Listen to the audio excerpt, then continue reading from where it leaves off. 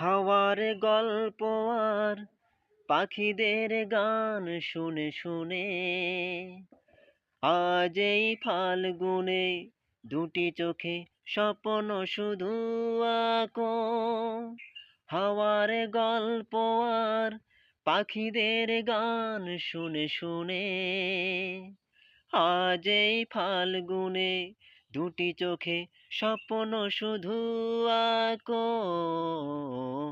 আজ এই দিনটাকে মনের খাতায় লিখে রাখো, আমায় পড়বে মনে, কাছে দূরে যেখানেই থাকো।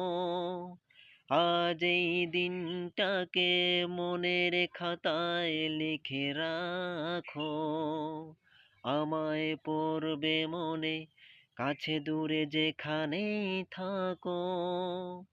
হো হো হো হো হো হো হুম হুম হুম হুম।